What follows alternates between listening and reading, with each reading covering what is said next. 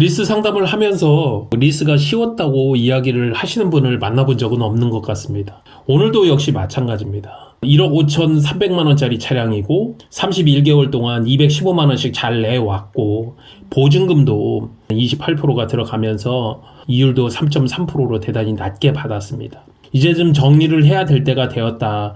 어떻게 하면 제가 손해를 덜 보고 정리할 수 있을까요? 2020년 3월에 출고된 벤츠 AMG GT 4매틱 차량입니다. 누구라도 갖고 싶어 할 차입니다. 거기에 걸맞게 금액도 높죠. AMG GT 차량이라면 스프린트는 뭐 누구라도 말할 수 없을 정도로 갖고 싶어 하는 스포츠 쿠페이기 때문에 특별하게 흠이 있다 하더라도 거기에 맞는 가격만 맞다면 무조건 인수하는 차량이기 때문에 먼저 해지 금액 상세 내역, 이게 이제 해지 정산서인데 취득 원가, 이게 실행 금액입니다. 취득록세까지 합쳐서 1억 5,295만 원. 처음에 보증금 28% 4,015만 원, 잔존가치 28% 4,015만 원으로 봤다는 거고요. 현재 60개월 약정 중에 31개월, 자녀가 29개월, 매월 25일 날 215만 원을 내야 된다는 이야기입니다. 이게 계약 조건이고요. 현재 미해수원금 9,698만 원, 보증금 4,015만 원 차감해주면 6,582만 원.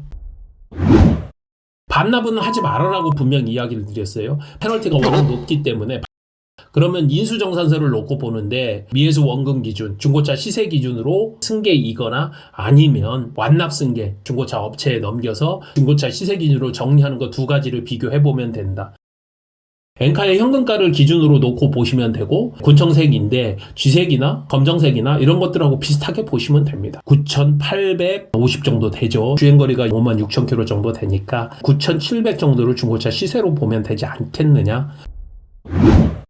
이제 두 가지 비교해야죠. 완납 승계를 했었을 때와 내가 리스 승계를 했었을 때. 완납 승계 같은 경우는 아까 인수해서 보증금 빼고 났더니 6,582만 원이라고 이야기를 드렸고 공식처럼 외우라고 그랬어요. 중고차 시세의 10%가 승계를 하고 이전을 하고 상품화를 하고 마진으로 들어가는 비용이다. 그러면 970만 원, 7,600만 원 정도라고 보고 중고차 시세 9,700만 원, 2,100만 원 차이네요. 완납 승계는 이렇게 정리가 됩니다. 리스 승계는 어떻게?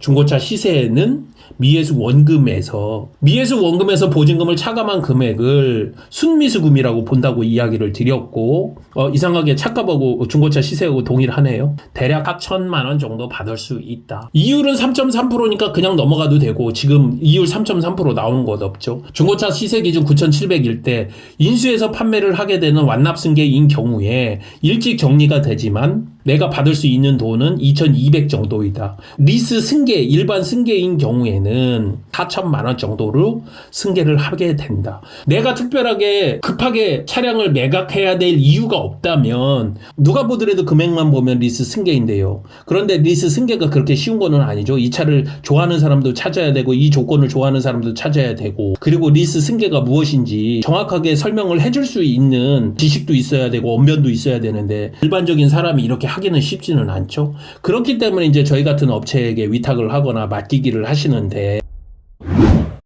그렇다면 2,200이냐 4,000이냐 그리고 기간은 일주일인데 여기는 두세 달 정도 걸린다. 이걸 놓고 고민을 하는 정도까지는 가져야 된다는 거죠. 그냥 무작정 반납이 있고 인수가 있고 그 다음에 리스 승계가 있다. 숫자 몇 개만 추출해보면 리스 이자가 나오고 그 다음에 중고차 시세를 기준으로 해서 적립금액을 놓고 보니까 하나는 2,200 하나는 4,000이 나오다. 여기까지만 간다 하더라도 여러분들의 고민은 크게 줄어든다는 이야기입니다. 리스라는 것이 사업자들이 왜 리스를 하려고 했었느냐. 한 가지죠. 비용 처리를 하면서 이득을 좀 더 보기 위해서 했던 건데 마지막 정리할 때 이 정도 수준까지는 알고 들어가야 금액 1,800만 원 건질 수 있다는 이야기죠. 그러면 어떻게 리스 승계를 잘할 것인가라는 고민으로 이제는 가게 된다는 거죠. 내가 금액을 조금 깎아줄 것인가? 잘하는 업체한테 맡길 것인가? 아니면 내가 주변에 있는 사람에게 금액이 이렇다는데 리스 승계 네가 받을래?